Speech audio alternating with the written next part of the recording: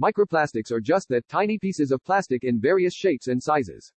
Primary microplastics are designed to be less than 5 mm in length, while secondary microplastics come from broken down plastics of a larger size. These plastics are everywhere, and evidence of their presence in the human body has increasingly caused concern.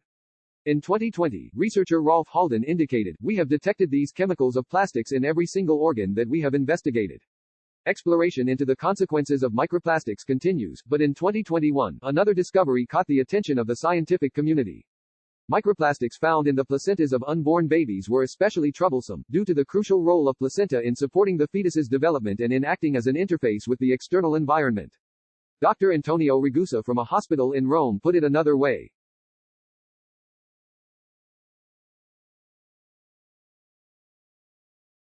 Limnic eruptions are rare, but when they occur, they can be lethal. Also called lake overturns, they happen when the Earth's crust shifts, much the same way an earthquake or volcanic activity strikes. These eruptions are different in that they take place in waters with high levels of gas, commonly carbon dioxide, that gets released when seismic activity takes place. Because carbon dioxide is heavier than oxygen, the resulting gas cloud stays close to the ground and can asphyxiate animals and people.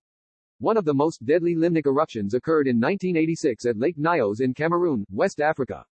At least 1,700 people perished alongside livestock, birds, and other living creatures when more than 1.5 million metric tons of carbon dioxide spewed into the air.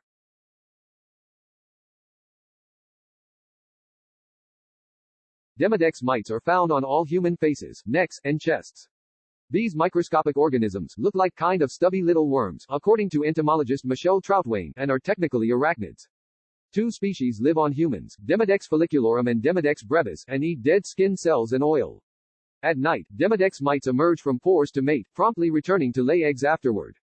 They only live for about 2 weeks and, after they die, break down on the surface of the skin. There are some benefits to the tiny arachnids, although an overabundance of them can cause demodecosis. Researchers have used Demodex mites to uncover information about human genetic ancestry.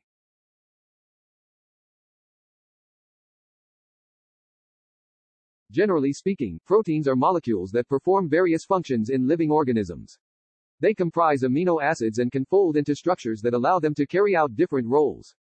When a misfolded protein takes shape, that's a prion. Prions get their name from what they were called when first identified, proteinaceous infectious particle. Biologist Stanley B. Prusiner discovered prions during the early 1970s, but there's much about them that the scientific community still doesn't understand. The rogue proteins have the ability to transfer their Misha pens to other proteins, which then results in rare, incurable diseases.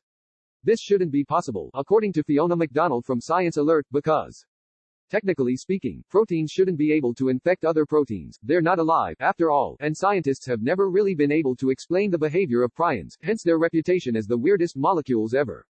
The most common prion-related affliction in humans is Creutzfeldt-Jakob disease, but a better-known one is commonly referred to as mad cow disease. Prion diseases are difficult to diagnose, and doctors can only treat the symptoms. There's no way to prevent prion diseases that are hereditary, but prevention is possible for those transmitted through tissue or meat.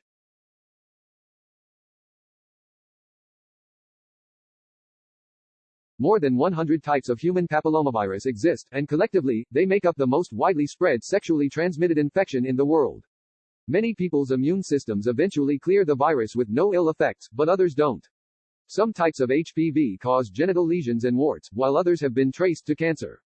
The virus is so widespread that, according to the World Health Organization, most sexually active women and men will be infected at some point in their lives, and some may be repeatedly infected.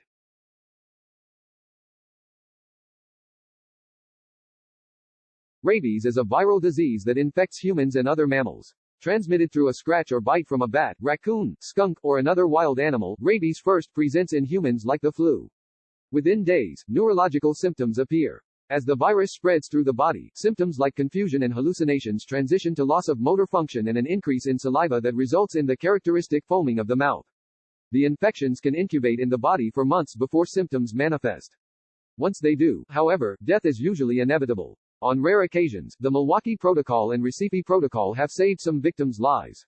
In September 2021, an Illinois man succumbed to rabies, the first such death in the state since 1954. His demise occurred roughly 1 month after exposure to a rabid bat. In a statement issued by the Illinois Department of Public Health, Drive. Ngozi Ezeki stated, rabies has the highest mortality rate of any disease.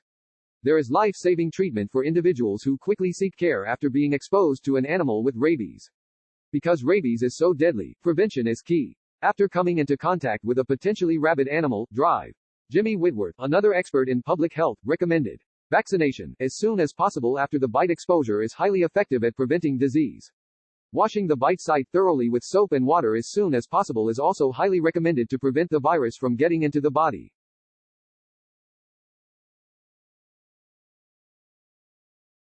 The parasitic fungus manipulates its ant victims to behave like zombies, walking randomly and displaying convulsions that make them fall down, after which the ants climb up vegetation to bite the underside of leaves or twigs. After the ant dies, the fungus continues to grow inside the body, and the fungus's fruiting body sprouts from the back of the ant's head. After 1 or 2 weeks, the fungus produces spores from the fruiting body and rupture, releasing the spores to the forest floor below. Each spore has the potential to infect other unfortunate ants, turning them into zombie ants that allow the fungus to continue to propagate.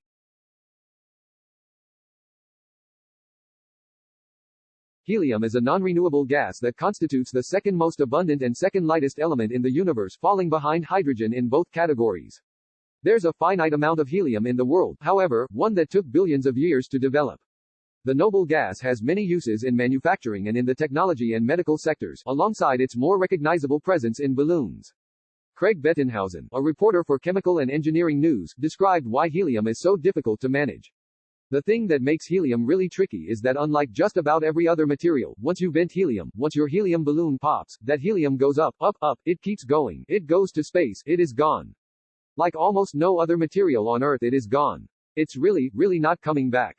And so it's important to conserve it for that reason. In 2010, Robert Richardson, who won the Nobel Prize in 1996 for his research on the element, cautioned that helium reserves were being exhausted at an alarming rate. He predicted Earth would run out of the gas within 3 decades. Additional helium was discovered in 2016, a game changer for the security of society's helium needs, according to researcher Chris Valentini. Finds like these are important and demonstrate that there's still helium on Earth, it's just not always accessible. Costs associated with getting to the helium are prohibitive. Similarly, the countries that hold helium reserves, namely the US and Qatar, are susceptible to interruptions in extraction and production that can cause rising prices and widespread market volatility.